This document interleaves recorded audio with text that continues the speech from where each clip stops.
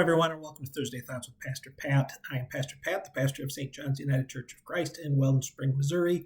This is my weekly video blog, and what I'm thinking on Thursday is we're approaching Sunday morning worship. This Sunday is February 22nd, 2026. It is the first Sunday in Lent. We just had Ash Wednesday last night, and tonight we have our first Lenten study. Our first night of 6 nights, all on Thursday night at 6 o'clock with dinner and childcare, both being provided as well. If you haven't signed up yet for dinner, please contact the office so we can have enough food for everyone. The text for this Sunday is Matthew 4, verses 1 through 11.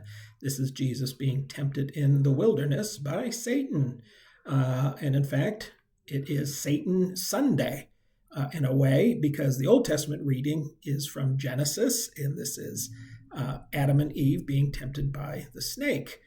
So temptation is certainly the theme of this coming Sunday, and certainly that's what I've been thinking about a lot this week as I study the passage and get ready for Sunday. I'm thinking a lot about temptations, and I'm thinking not just about temptations, but the fact that Jesus was tempted just like we were, yet without sin.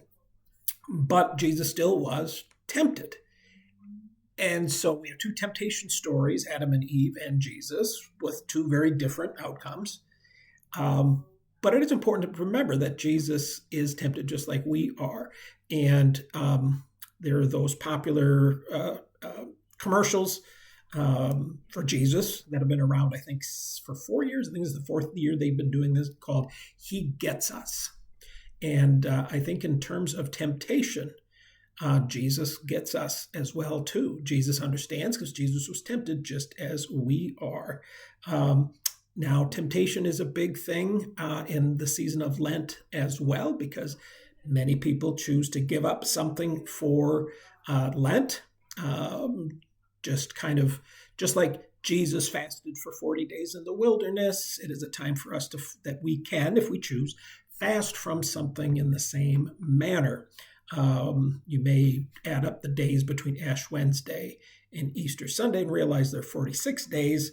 That's because historically Sundays were considered feast days, and you didn't have to fast on those days. But still, many people give up something during Lent, since Jesus fasted during Lent as well, too. I remember one year my mother gave up chocolate, like a lot of people do. It seems to be a pretty common thing to give up during Lent. She gave up chocolate, and she was doing really well until the Girl Scout cookies arrived.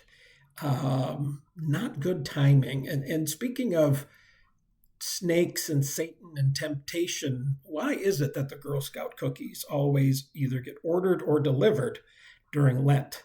Doesn't make things very easy for anyone. I'm planning on I started giving up yesterday, fast food. I tried that last year. Didn't go so well. So I'm trying again this year. I remember one year Alex gave up soda for Lent. And not only did he give up soda for Lent, it was a long time before he picked up another soda again. So he did really well. He was still in high school, I believe, when that happened. And there's a lot of interesting things that people give up. Some people might need an idea of something to give up.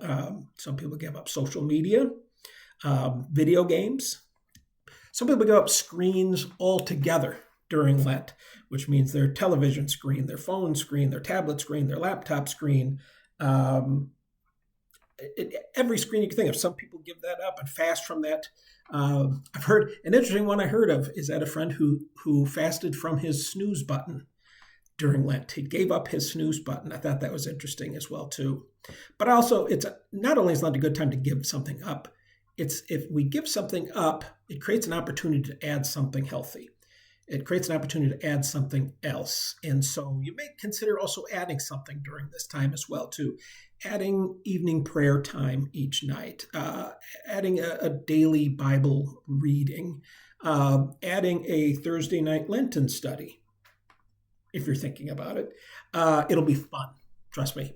So comment below. Are you giving something up for Lent this year? Have you given up something in the past? And did it work? Did it not work?